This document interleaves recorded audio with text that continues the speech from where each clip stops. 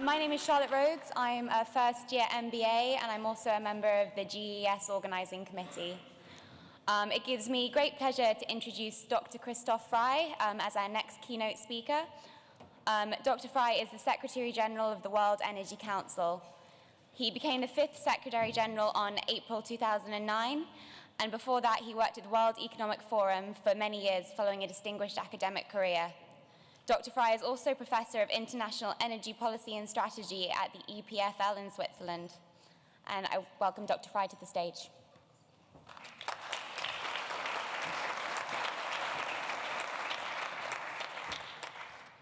Thank you, Charlotte, for the kind introduction. It's a pleasure to be back at LBS. What I'd like to do is, and it's great to see there's obviously congratulations to your turnout, great to see there's great interest in energy. I think I know why there is great interest in energy. We have just come back from our own Congress, bringing together quite a unique group of about 7,000 people from 130 countries, including 50 ministers. And obviously, the signals in the run-up to that event, which we have been organizing since 1923 as World Energy Council, have been quite strong. And the strongest signal was actually uncertainty. Now, my bet is that many of you sit in the room precisely because of that word, uncertainty. And I want to start with reflecting a little bit on the word uncertainty and why we say this is probably the time of greatest uncertainty in the energy industry for a very long time, since a very long time. Certainly since the 70s when we have seen the oil shock, probably even since the 30s when we have seen the global crisis and energy-relevant developments. Now, I'm going to spend some time on uncertainty, but then deep dive in some of our studies, give you highlights of the findings of some of our key studies, the scenarios in particular, and to reassure you, you can find it all. You don't have to take notes. All our studies are for free on our website, worldenergy.org/publications. worldenergy.org/publications. You can get it all, find it all there. If you don't find it, write to me and I'll make sure you'll find it. So be relaxed and you can simply enjoy. Uncertainty. Think 20 years back. Ask yourself, what was the investment signals 20 years back? There was precisely one, the oil price. Any decision in energy was linked to, in the end, what is the expectation of the oil price? Now ask yourself the same question today. What is the investment signal today? There's a multiplicity. It's oil price. It's gas prices. US, Europe, Asian gas prices. It's collapsing solar prices. It's uncertainty with regards to CO2 prices. It's the increasing post-Fukushima nuclear costs. Those are all fundamentally important investment signals. This first, from one signal to multiple signals, describes complexity. First statement. Second, 20 years back again, ask energy investors, what is speed in the energy? How do we describe speed? Speed in the energy industry is probably describing what does it take to turn over a significant relevant stock, capital stock in the energy industry. The quickest turned over stock in the energy industry was transportation at that moment. It takes roughly 20 years to turn over a transportation fleet globally. So if you have new technology on the transportation side, it takes roughly 20 years until that technology has really penetrated and is a significant part of the transportation average, if you will. Now, 20 years sounds like a very long time if you look what has happened in the past couple of years. We have already heard shale gas. It took 8 years to take shale gas in the US from 3.2% contribution to a factor 10, 32% contribution. 3.2 to 32% factor 10 in only 8 years. That's speed.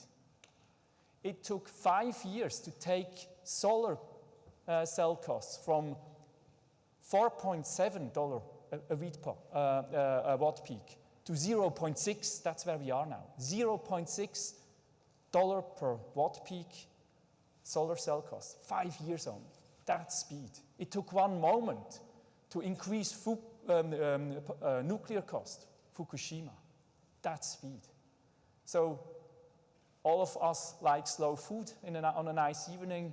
There's a movement, I'm sure, in the room. Many of you like slow food. I can guarantee you energy leaders love slow energy, but there is no more slow energy. Second statement. So first statement, complexity. Second statement, no more slow energy. That defines uncertainty.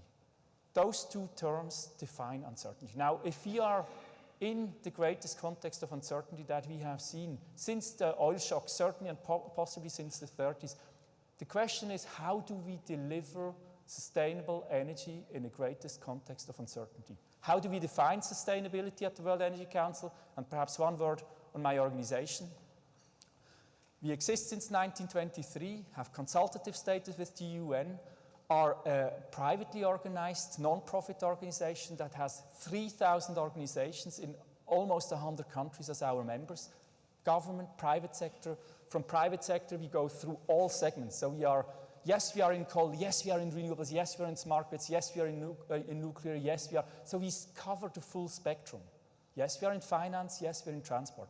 So we say we are the only organization today that has that depth, 3,000 organization, and is impartial. We are government and private sector. So I think it's very important. We hear many stories out there, and we claim our story is unbiased. And that makes us a trusted partner of many governments. Now, what I'd like to do in the first step is give you, I've described uncertainty purely with almost emotions. I'd like to give you a bit of a picture how we measure that. We do at the World Energy Council an annual, what we call an issues monitoring. An issues monitoring, ask yourself for a moment, so what is the global energy agenda? How would you define that? An energy agenda is something actually where energy decision makers, an agenda is something where decision makers want to focus on.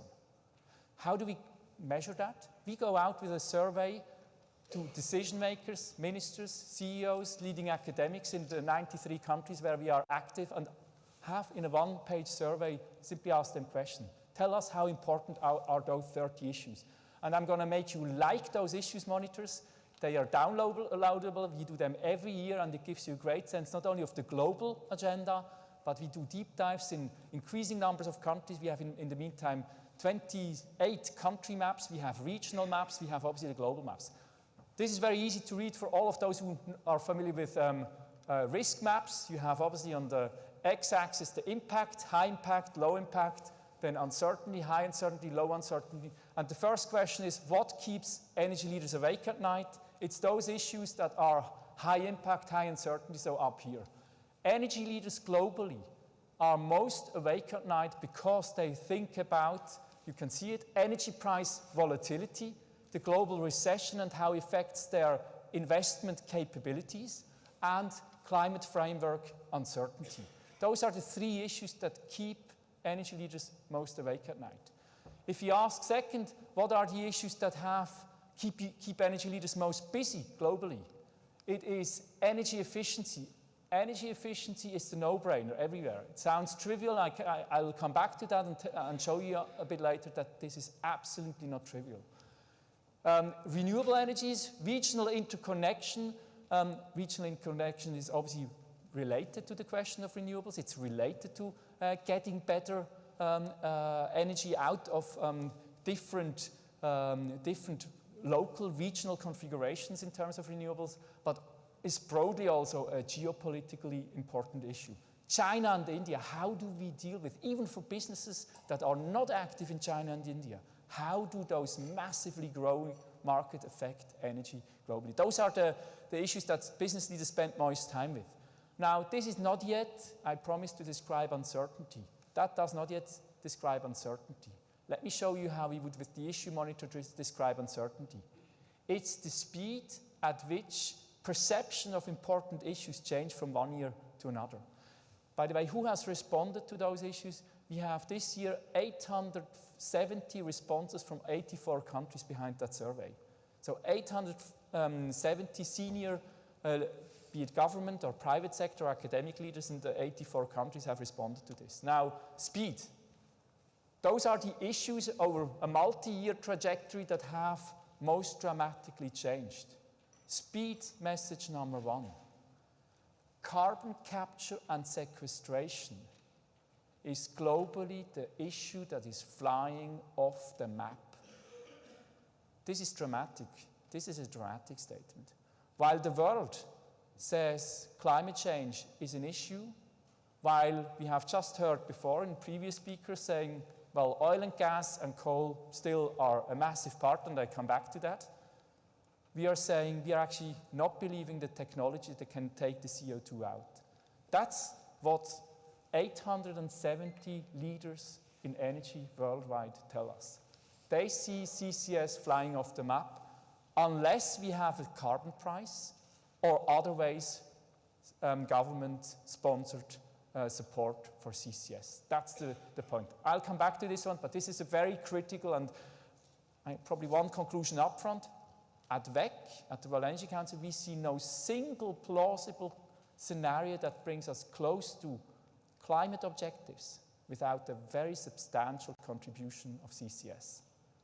I repeat, at WEC, and I'll come back, I'll show it to you later on, we see no single plausible energy scenario that brings us close to climate objectives without a significant contribution of CCS. And yet we are seeing this technology flying off the map.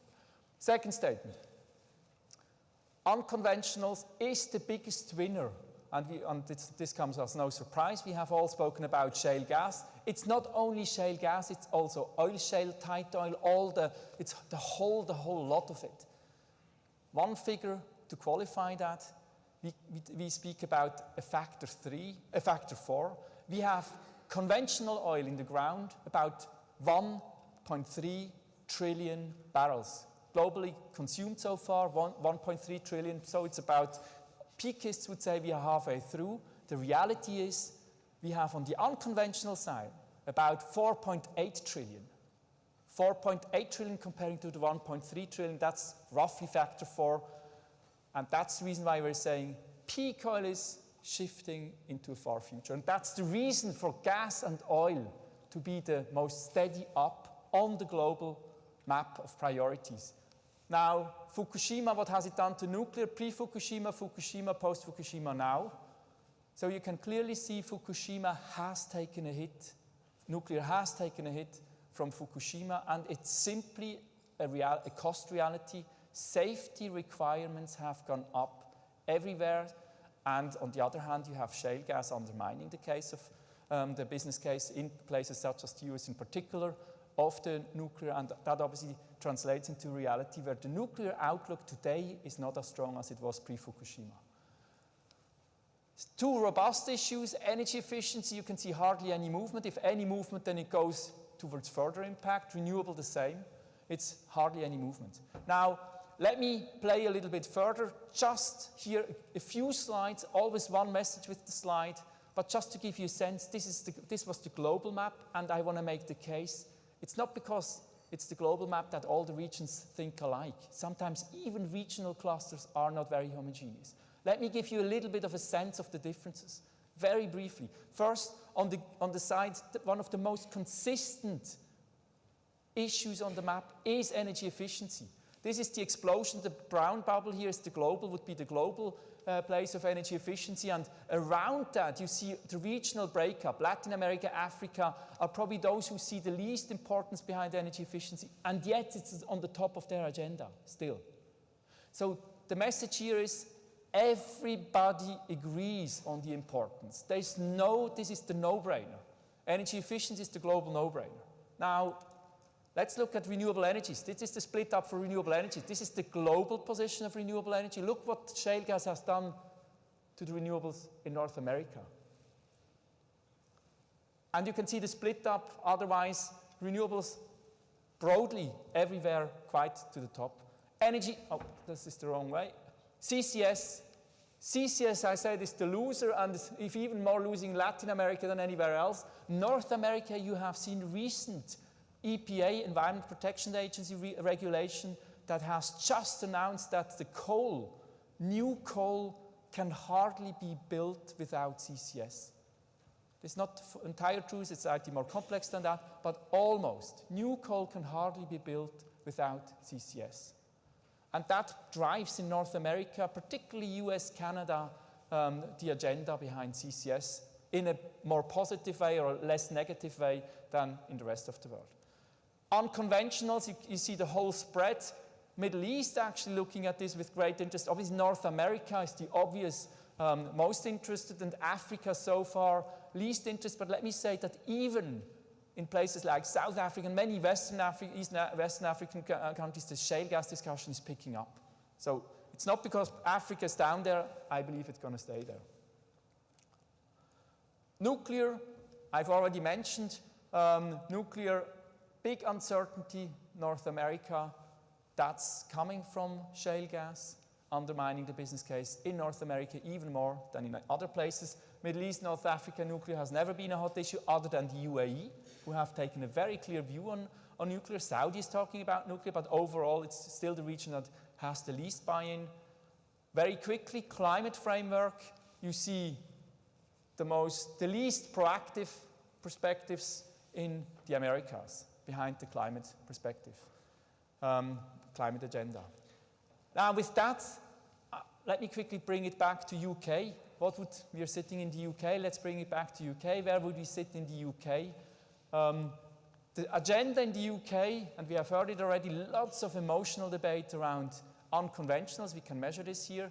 Nuclear is a big question mark going forward still. What is the right model here that is going to be implemented? Energy price volatility is obviously another one, and climate framework is obviously on the very upper end of the critical uncertainty agenda in the UK. UK wants to focus on energy efficiency, appreciates the opportunity of capital market as a financial hub.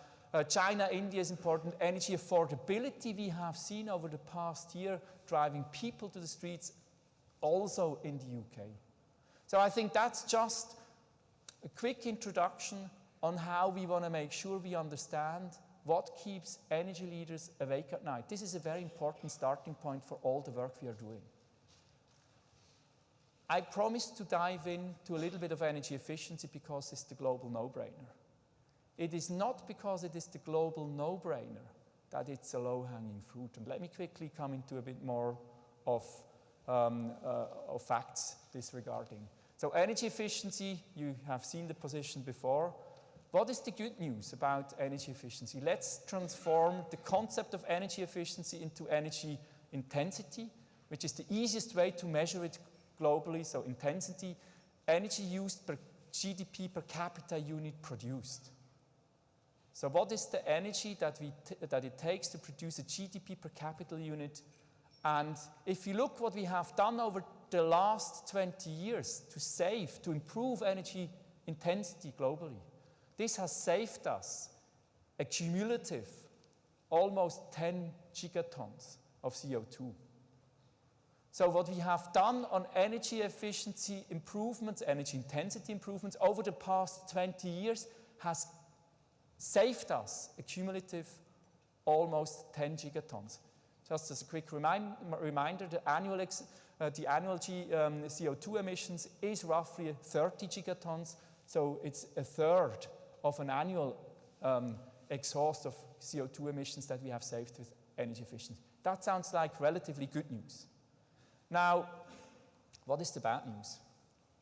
This is, if you dive into the regions and look in detail, how have the improvement rates actually changed over the past years? Now, let me take the short story up front. World, you can see the rates of energy intensity improvement. So the way how globally we have managed to get better on the energy intensity has slowed down everywhere, consistently. World, you can see in the decade of the 1990 to 2000, we had an average 1.6% of energy intensity improvement as global average. In the decade 2000 to 2010, that falls down to 1%. If you look only at the post-financial crisis moment, it crashes to 0.6%. So we see a declining rate of improvement of energy intensity globally. And we can look at, obviously, China having come from the biggest, with the biggest improvement slowing down, and we can see in some places, Middle East and CIS, in particular, mixed signals. But in the other places, we see, obviously, declining rates of improvement. When we ask where is the biggest potential, the biggest, look at CIS, we have taken Europe as the normative here, and simply asked in which industry sectors, in which segments of activity do we have the biggest potential of energy efficiency, and how does it compare region by region. The short story of this is a big opportunity is still in this what we call transformation, and now it's still working.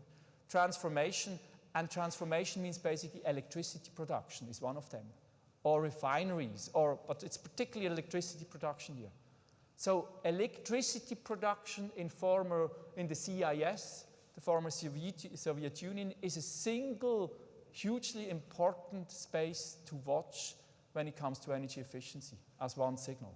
You can read from this one. There's many more, but I'm floating here a little bit, and there's publications out there, you can go in much greater depth. Key message on energy efficiency again. Let's quickly bring this back to the UN Sustainable Energy for All process that we have also been a partner of. What were the objectives formulated by Ban Ki-moon's team? They have said energy efficiency, we have on the past 20 years on average had 1.3% intensity gain globally. That's exactly what I've said before. 1.6% in the 90s, 1% in the early 2000s, on average 1.3%. The objective formulated was that we should double that rate by 2030 to 2.6%. I think after that, hopefully all of you have a sense that this is not going to be an easy job. Not only not to double it, but to keep it at the place where we are. And yet, this is my introduction to the scenarios that I'm going to present. The scenarios that I'm going to present, we have compared it. It's the World Energy Council scenarios. We have compared those with scenarios from Greenpeace, from WWF, from many others. The biggest differentiator of our scenarios compared to some of the green scenarios lies in energy efficiency. Not in the mix. We broadly agree even with Greenpeace on the mix. It's on energy intensity. Now, let me give you the assumption upfront, what we have taken, and then let you judge right upfront how far away we are from reality or not. Our assumption on average energy intensity gains between now and 2050 has been between 2.2 and 2.4% of efficiency gains. With everything I've just told you, I excuse everybody who's calling us naive because we were too optimistic on the energy intensity improvement. So, very important to keep in mind. Energy efficiency is the biggest differentiator when you look at energy scenarios. Ask for the rate of energy intensity improvements and question that one first. Now, but with that introduction to scenarios, I'm going to spend the rest of this presentation on scenarios, some of the high-level results, and some of the main conclusions coming out of it. Why do we do scenarios? At WEC, we believe we need to have a common vocabulary globally to understand the critical challenges out there. And the critical challenges, we say, are in three areas. It's the security of supply, it is obviously the energy environment side, and it's the equity side, the access and the affordability agenda. That's what we call the trilemma, and we want to make sure that we create this joint vocabulary, global vocabulary that helps a better dialogue, how to improve our way to making the trilemma, to solving the trilemma. Now, what we have done is, when we do scenarios, we do them bottom up. So we work with the 3,000 organizations, we do regional workshops, we capture the signals, we want to understand what keeps you awake at night, we use the issues monitoring, we want to understand what are the drivers that all of you believe are those who drive the most different energy futures. And then we want to develop them. Now here's the clusters that we have discussed as being the most important drivers of differentiation into various energy futures. Role of government, the availability of finance, the mitigation policies around CO2, the equality issues, the equity issues, etc. The single most important, and that was agreed very easily, is government policy. The question of what type of government policy we have is the single biggest driver in differentiating our energy scenarios outlook. And that's the reason why you have decided to come up with two fundamentally different scenarios, and you have already seen it here. We have one world that we call a jazz world, and one world that we call a symphony world, and I think it's almost self-explanatory. I'm sure many of you are musicians. Those who are jazzy, they like to, yes, we are familiar with a certain framework, etc., but we want to improvise with our own rules to some extent, and it will fit together because we stick to a degree of framework, to a degree, light degree of framework. Symphony, very strong director saying exactly you're wrong and you have to do a bit higher and do a bit lower there. Very clear top-down guidance. And that's what we say are the two fundamentally different possibilities of energy futures. Let me go into some greater depth here. So the jazz side is one where you have more the consumer directly caring about cheap energy and direct access. That's decentralized decision. I want it cheap and direct now.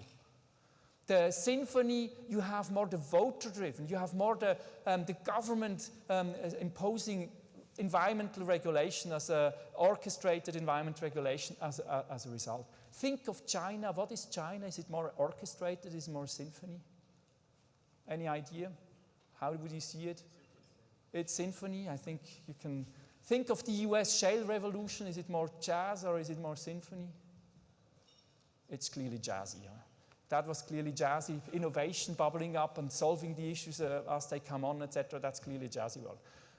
Jazz is described by price-conscious consumers, symphony by environmental voters. Competitive markets dominate in jazz. In government, in symphony, government choose technologies, wants e-mobility. E-mobility is a typical symphony kind of result. E-mobility doesn't come easily with jazz, it's expensive, so government want to push for it. Shale gas was a jazz result, etc. Free trade is typically a jazz, nationalistic, local content agendas are typically symphony things. You line those all up, we have lined all those elements up and translated them in a coherent way of describing two different, fundamentally different worlds. We have quantified that with an academic partner, and here's some of the additional assumptions. I think I've mentioned already energy efficiency, the 2.2 to 2.4 kind of % of energy efficiency. This is an input assumption. Let me be very clear. What are the input assumptions generally? Everything I'm going to say about results has the following mindset behind. We assume known rates of innovation. So no breakthrough innovation anywhere.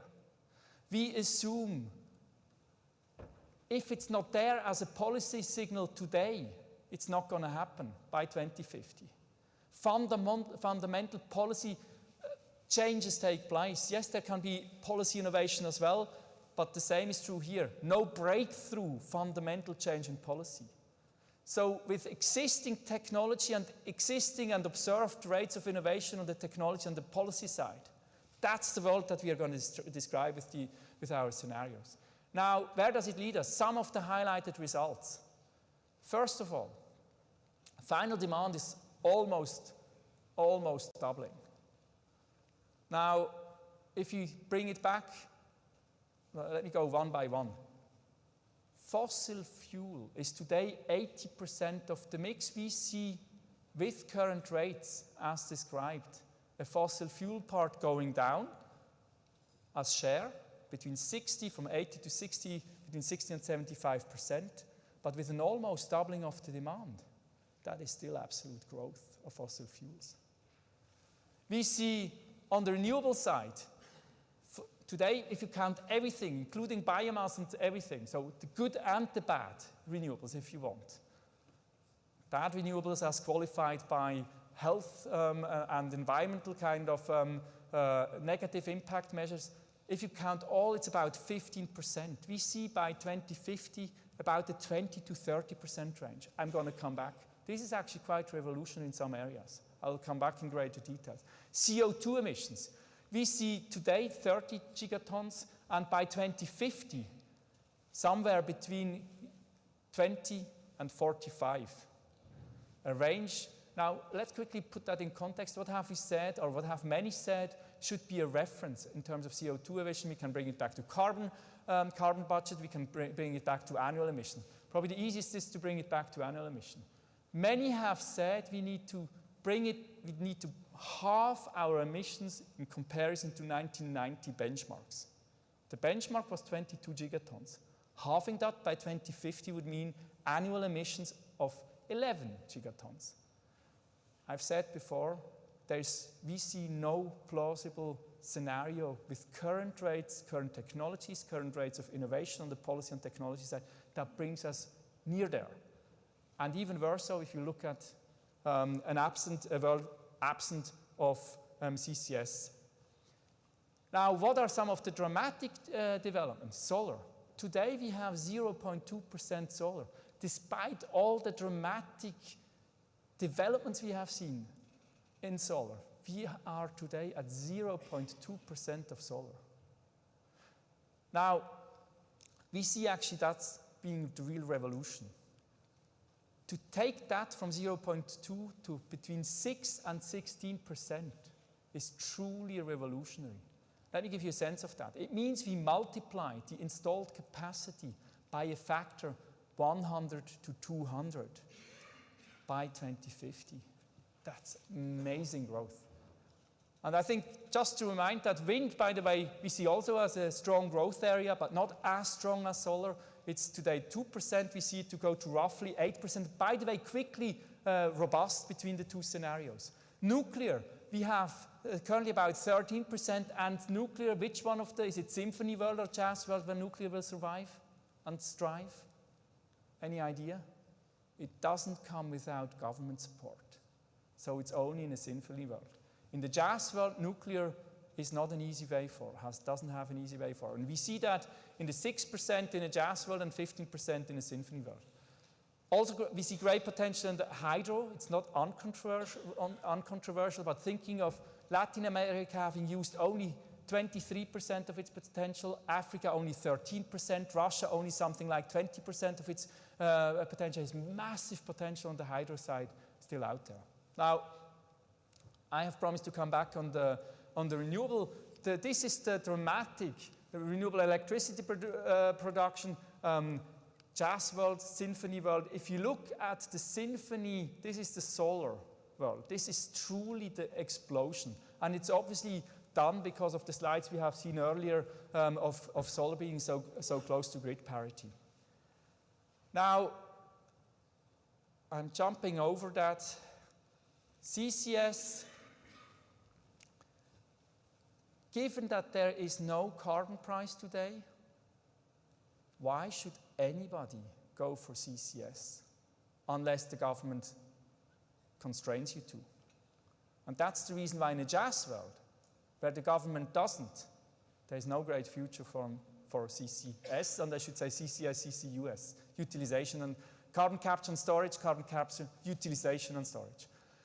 In the symphony world, we see some breakthrough, but if you look at the absolute amount by 2050, we see it much lower than many have said. We see it in the order of magnitude of 7 gigatons of CO2 savings. It's out of a cake we have seen in a symphony world where we end up in a 19 gigaton of CO2 world.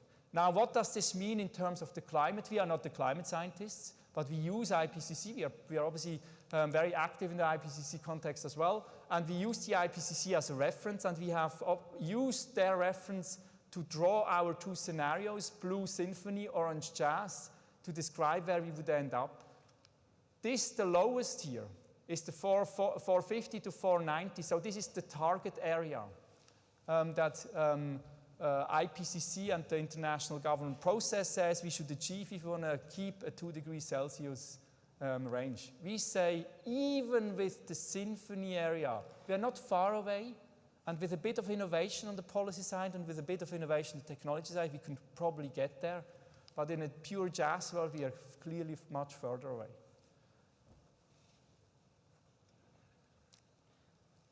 I'm shifting over perhaps, well, one comment we have, because coal was mentioned earlier on. If I'm saying we have currently fossil fuels going up from 60 to 75%, what does it in absolute terms mean? Today we have about 10 gigatons of oil equivalent of fossil fuel. If you count everything together in fossil fuel, that's about 10 gigatons, and we see the range by 2050 between 10 and 16 gigatons of oil equivalent. How does this split up? What does it mean for coal, gas, and oil? The part of coal is the one with the biggest uncertainty. Coal, if you start from today's benchmark, we see a plus minus 40% uncertainty. Oil a plus minus 15% uncertainty. Gas is only going one way. So that's what some others call the golden age for gas. But the critical point is, and I think we have heard it from the investor's voice, who likes uncertainty? Who is keen to go in the place with biggest uncertainty? Only those governments who obviously have very little other choice. And that's the reason why we see still growth in China, India, and some of the other developing countries on the coal side. Electricity, and let me quickly come to the access agenda, also defined by UN Sustainable Energy for All. We see no chance that we can, with current policies, rates of innovation, etc., you have heard it, solve the universal energy access issue by 2050 and even less so by 2030. That was the declared objective, and we see simply this not happening, particularly in Africa, sub-Saharan Africa. Asia, China has eradicated energy poverty in a decade. Now, at what cost? With the coal agenda, etc. But still, they have done it. Amazing progress on the energy access agenda. We see good progress in India. We see much lower rates of progress in sub-Saharan Africa. And unless there's dramatic change of policy, entrepreneurial approaches, etc., we do not see this happen within our scenario. So what we are saying here is, today we have 1.2 billion of energy poor, no access to electricity, and by 2050, the good news is we have dramatically reduced it. We will still have between 300 and 530 million of energy poor. The bad news is obviously there will still be substantial energy poverty by 2050. I'm just quickly bringing it back to the trilemma again. A critical point to get this right is, if you're asking investors what they hate to invest in the right thing, uncertainty drives short-termism. There's two ways you can deal with uncertainty, and I want to bring it back to uncertainty.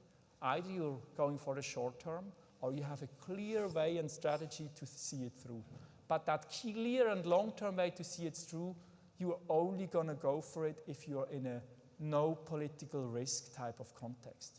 So the biggest question that we have to answer if we want to work with government, which we do, is how can we help government to allow for that strategic seeing it through process?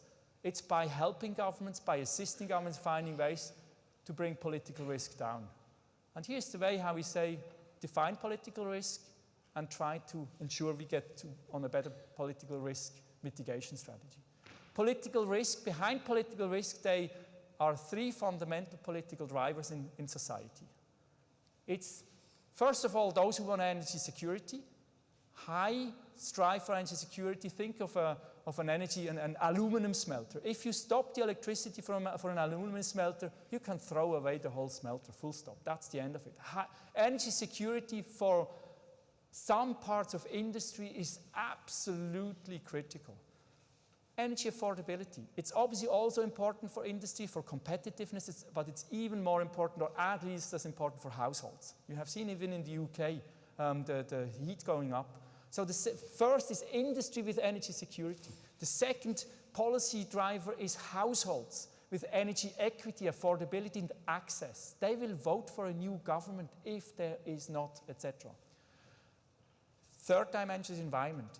Even in China. China today, and we had a big event in China earlier this year with the Chinese government. China has clearly said we come out of a decade of eradicating energy poverty and striving for greater energy security. But they have dirty soil, dirty water, dirty air, dirty everything.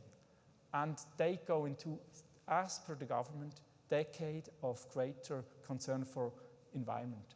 That means local pollution first. But environment is a key issue also in places such as China. So the three drivers in politics, why is China interested? Because political stability, social stability depends on it. It's true everywhere.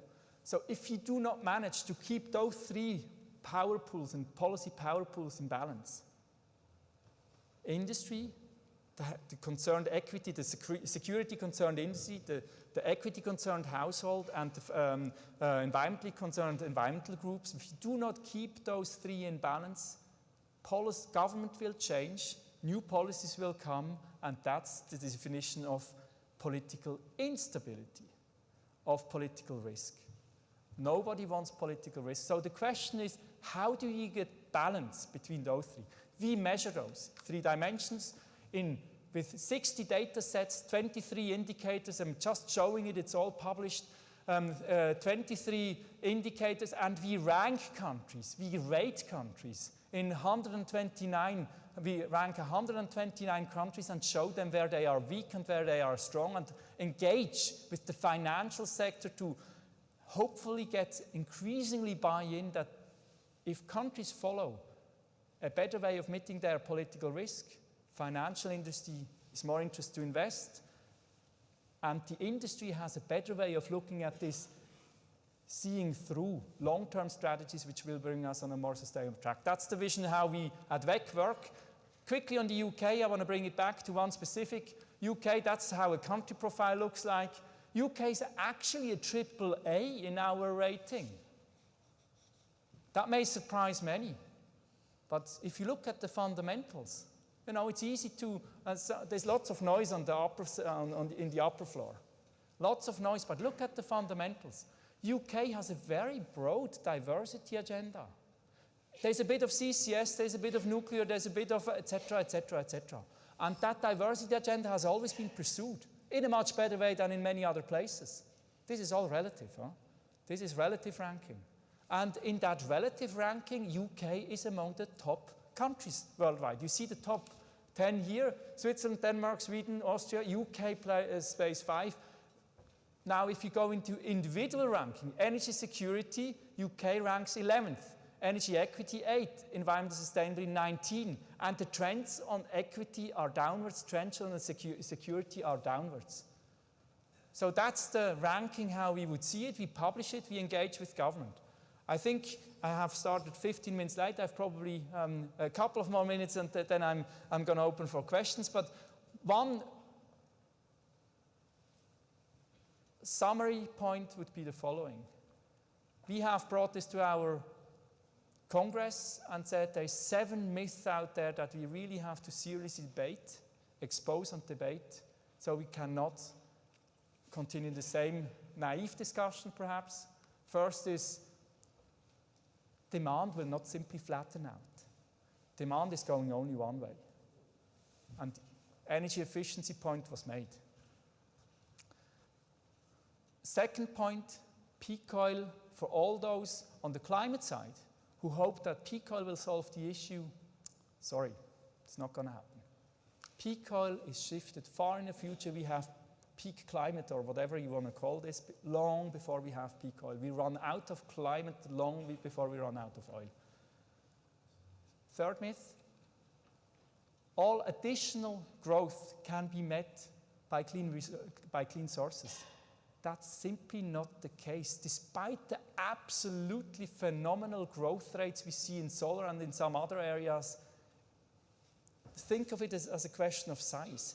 The 30 gigatons of CO2 Think of that volume, 30 gigatons. Let me throw a couple of numbers in just to, how many gigatons of steel do we consume annually every year? Somebody knows? 1.5 gigaton. How much cement do we use every year? 3.4 gigatons globally. How much grains do we produce every year? 2.4 gigatons. Now, build all the new cities and have all lunch while doing so from CO2, and you will make only a small dent in the CO2 emissions. This is a massive, we are talking about massive scale here. And I think what we should keep in mind is, to change that massive scale, it will take a long time. And we tend to underestimate that. So the reality is, new demand, until it's fully supported by renewables, it will take some more time. Current business models, we can go on with business as usual. Simply not true. One example, and I haven't gone too much into this, Germany is a great example. Think of Germany, there is no incentive for spare capacity, there is no for backup capacity, there is no incentive for storage, there is no incentive for, you know how much storage it will take in the German system by 2050 to actually, if they go through with the Energiewende as planned? It would take about 23 terawatt hours of storage in the system. Somebody knows how much there is in the current system in Germany? 0.05 terawatt hour of equivalent storage. Now, the good news is actually in Northern Europe, you have between Norway and Sweden about 122 terawatt hour equivalent storage in the system today, right now. But you don't have the interconnectors. So either you have to come up with interconnectors or you have to come up with the storage. And the incentives today are simply not part of the market design as it is the case in Germany. Point is, the market will change. The business model will have to live up to the new market design. We don't know what it is yet. Business models will change. It's true for CO2 markets, it's true for gas storage markets, and we can go on. Current programs will deliver universal access, that point was made, and on a global scale, capital is cheap and abundant. That's the political risk point. Money is shy, it will carefully choose where it goes. And I think I'll end it. I could go into geopolitical or business implications, but I think I've run out of time here, and would like to thank very much for your attention.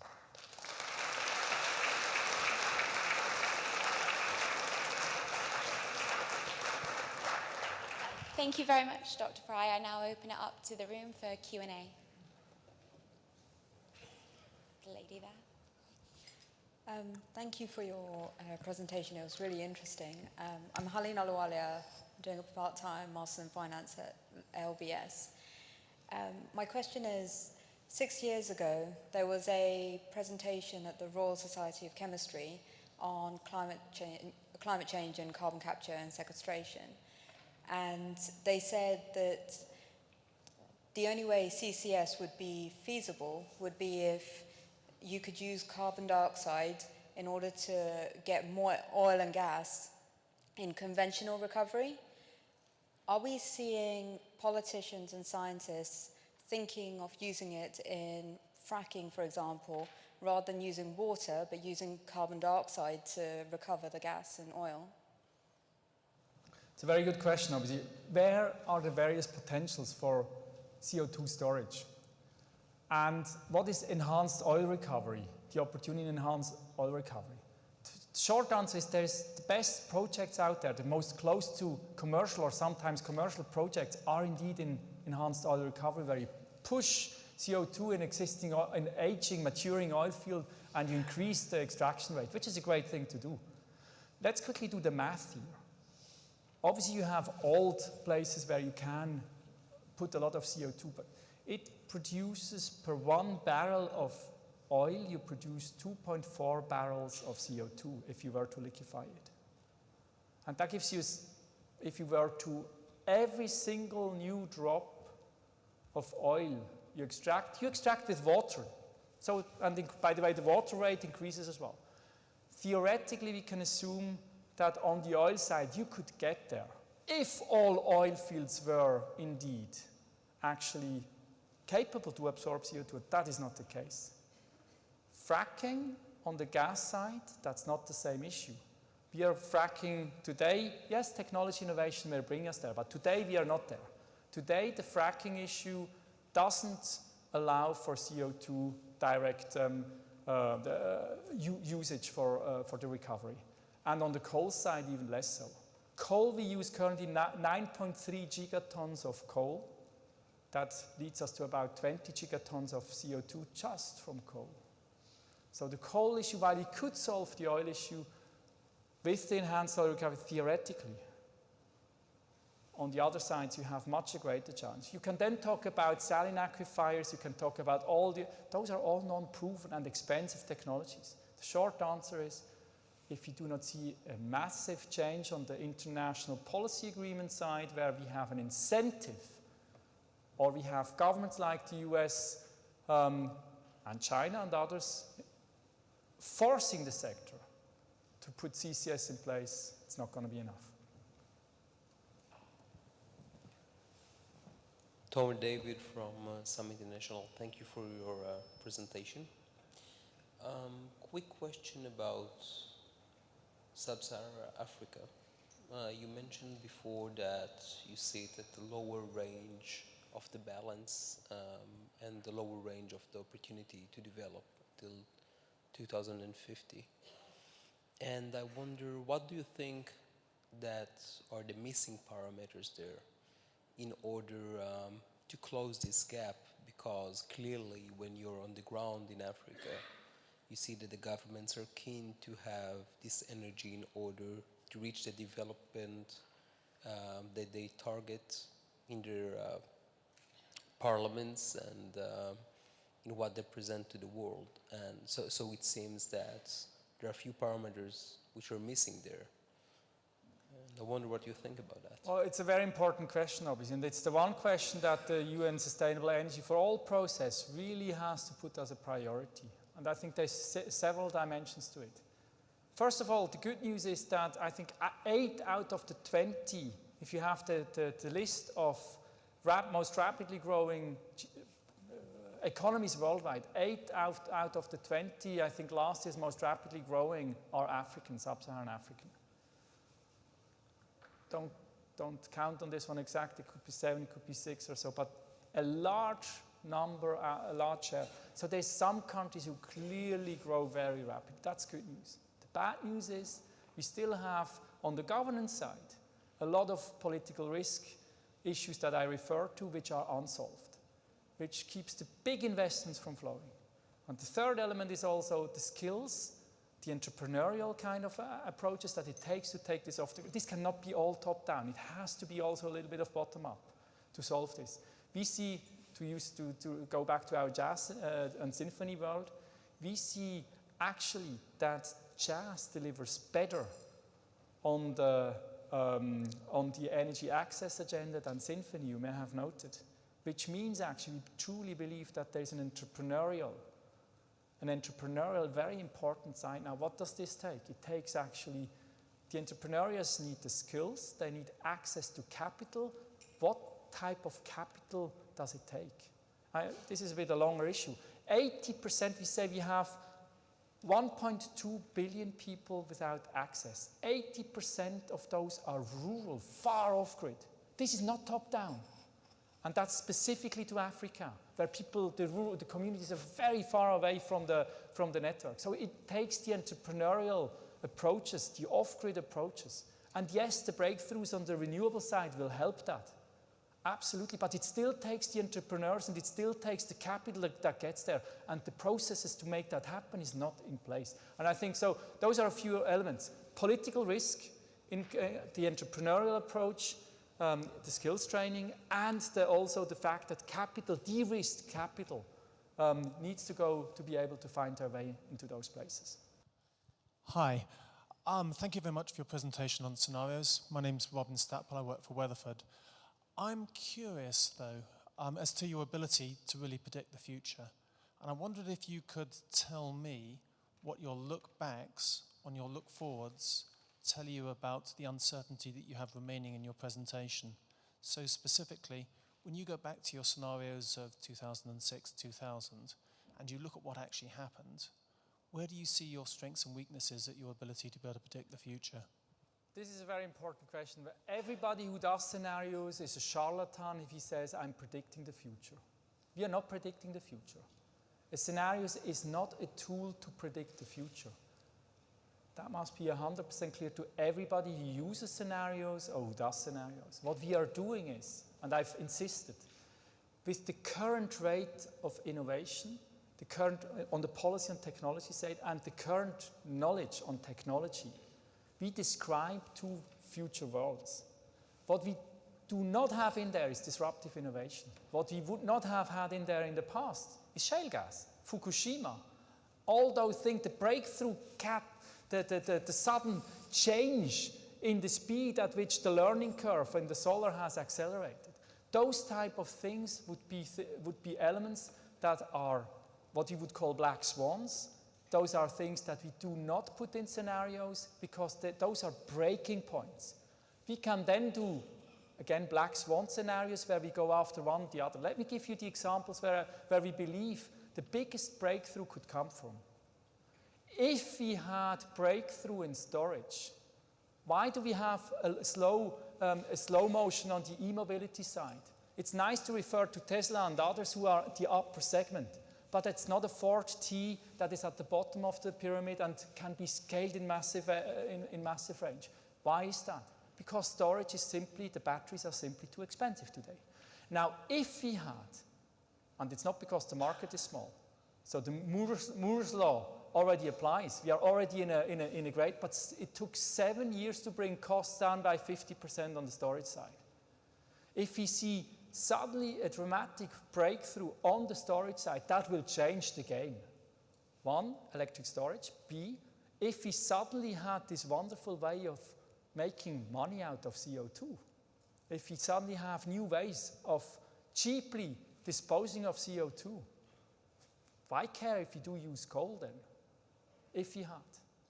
That would be another game changer. So those in our view are two potential areas with most critical change capacity. We do not foresee, we do not predict the future, but we are highlighting the areas of greatest uncertainty, and those are two of those areas. Let me add, because LNG belongs in that part, the biggest uncertainty area that we discussed at just our recent Congress in Korea. Everybody asked, so how can the shale gas revolution be replicated? This was one of the hot themes at the Congress. Our answer to this, and we have run workshops in China, in Argentina, in Algeria, some of the most interesting places where we have more shale gas at place. What we have seen is the following. We observe 10 factors, 10 stars aligned that were simply stars that were aligned in the US. That are not aligned in China, not aligned in Algeria, not aligned in Argentina, and not aligned in all the other places that we have seen. So one of the areas that we see cannot be replicated at the same speed and the same low cost is shale gas. Let me be very blunt. We haven't seen shale gas coming either. So we can be wrong on this one as well. Thanks a lot. Very much. Thank you.